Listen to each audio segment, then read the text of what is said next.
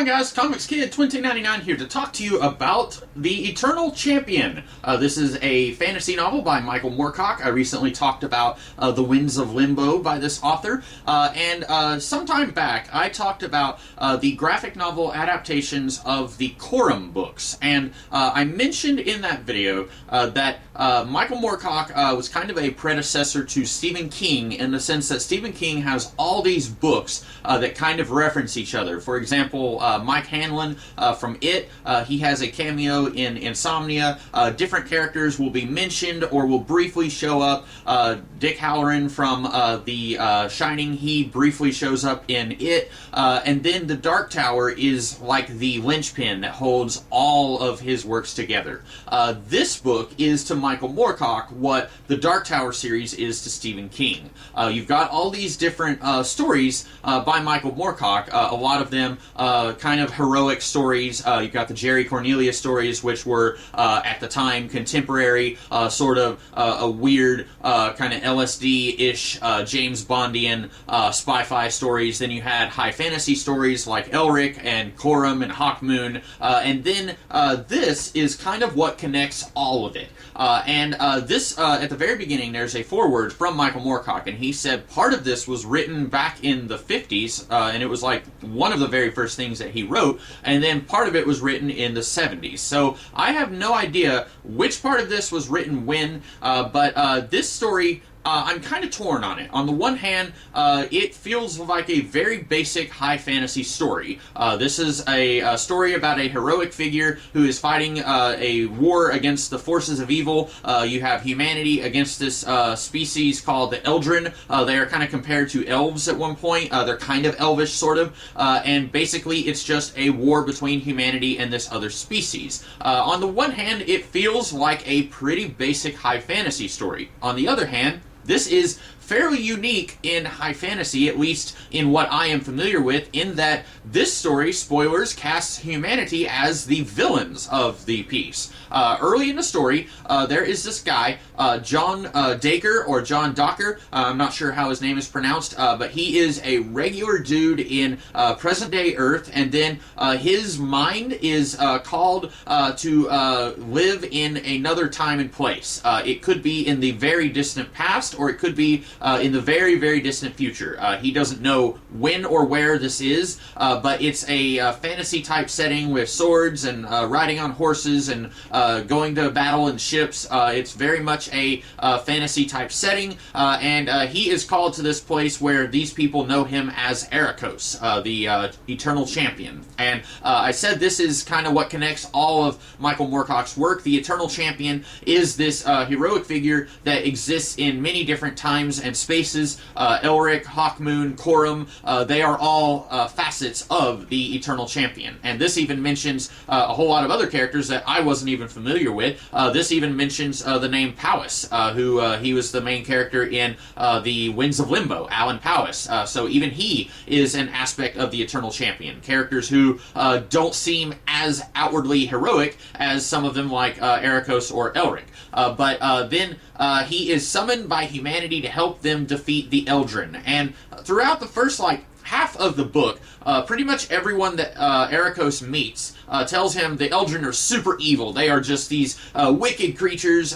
You don't ever want to even be near them. They are just awful. We need your help eradicating them from the planet. And he'll say something like, well, what makes them so evil? And they'll say, they're just really evil. You just have to trust us. They're so evil. And the book is pretty hard. It is suggesting that, okay, there's more going on here than what they are telling him. And then when he finally does meet the Eldrin, pretty much anything that they do, they are doing because they were pushed into doing it. At one point, Erekos and his companions, they have kidnapped the Eldrin princess to use as a hostage, and then her brother comes after them to rescue her. But then some of the other humans, they're like, look, Erekos, they're coming after her. See? They're evil. We told you. And pretty much you see, okay, the Eldrin really aren't that evil. They just want to be left alone. And throughout most of this book, you've got Ericos kind of realizing these guys aren't that bad, but I swore an oath to protect humanity and help humanity with this war. And so he's kind of caught between a rock and a hard place, and I feel like this book could have been like 100 pages shorter. It's about 236 pages long. It's not that long, but so much of this book is Ericos trying to be loyal to humanity while also not continuing this war that humanity wants him to continue. And I am going to spoil this. If you are interested in reading this, if you've read some of Michael Moorcock's other work and you are interested in reading more, I would suggest you can go ahead and read this. I'm going to stick by what I said at the beginning of the video, that this is, on the one hand, it feels very basic. It feels like some just really simple, here's some people fighting each other with swords and horses and ships. It feels very basic, but on the other hand, it feels very different than just about any other fantasy story that I can think of where you have elves and humans fighting each other.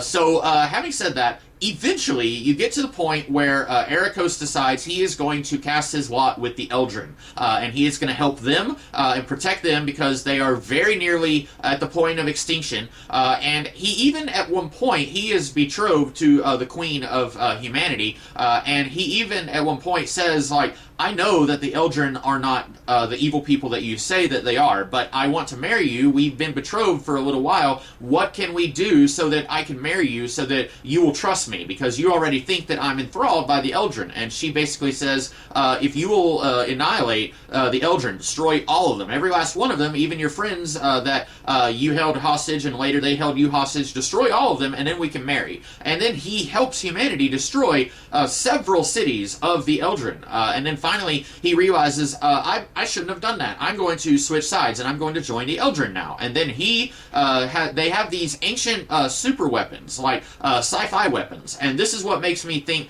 that maybe this isn't set in the distant, before recorded history past. Maybe this is set like bazillions of years in the future because they have these sci-fi weapons. But then also, the Eldrin Prince, he says that the Eldrin were on Earth before humanity, so who knows. But they have these kind of atomic weapons, but not really. And then Ericos uses those to wipe out humanity. And it really it feels like it kind of comes out of nowhere, especially the atomic weapons. Those are not even so much as hinted at. And then I want to say about 50 pages before the end, the Eldrin Prince says, yeah, by the way, we have these weapons that we swore never to use again. And then Ericos later says, hey, I'm going to use those weapons. You made an oath not to use them. I didn't. But I do feel like this book could have been shorter. Once we get to the part where Ericos finally knows beyond a shadow of a doubt that the Eldrin are not evil, that they just want to be left alone, I feel like he could have made his choice then that I'm going to join the Eldrin, I'm going to protect them. I don't care that I swore an oath to fight for humanity. I don't care that I swore to Iolinda that I would come back to her and marry her. The Eldrin are not the evil people that you guys say that they are. Once he figures that out, I feel like he could have gone ahead and made his choice to stand by the Eldrin. But then we get another 100 pages of him kind of being wishy-washy, and then he continues to fight with humanity even though he knows that it's not the right thing to do. And I feel like it could have been tightened up a little bit, which is something I said about The Winds of Limbo. I feel like that book is not quite as bad as this one. I feel like with that one you could have just dropped like the last 2 chapters and you would have been fine. With this one, I feel like it really needed a lot more tightening up. And it kind of makes me iffy on if I should even be following this character, because he knows that he's not doing the right thing as he's exterminating multiple species. He nearly exterminates the Eldrin, and then he exterminates humanity. And maybe Moorcock wasn't going for a heroic figure. Maybe he wanted to go for a morally gray character who he does things that he knows are not good, but he does them anyway.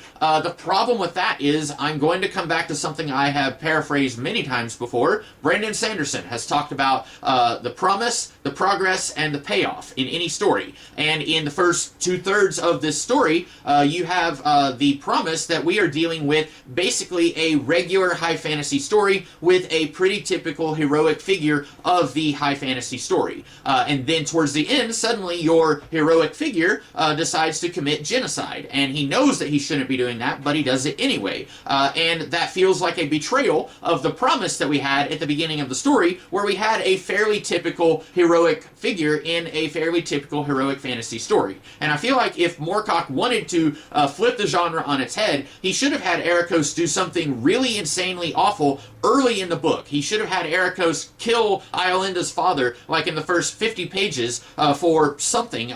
Maybe it's a justified reason in his mind, or maybe he's just evil, and maybe he just decides he wants to be evil and rule this planet. He should have done something like that, so that we can see very early on, oh, this isn't a normal high fantasy story, this is actually something very different than what we're used to. I don't really know if I have anything else to say. I enjoyed the book, probably not as much as I enjoyed The Winds of Limbo, and it's been so long since I've read any of the Elric stuff. That's some of the only other Michael Moorcock stuff that I have read, but it's been so long, I don't know if I can really compare this to the Elric stuff, but I did like it, but not as much as The Winds of Limbo. But if you are interested, if you like the fantasy genre, but you want to see something a little different, you might really like this book, but I would say go into it with a little bit of reservation. So that is all that I have to say about the Eternal Champion. I hope you guys like this video, and I will see you guys in the future. Have a good one.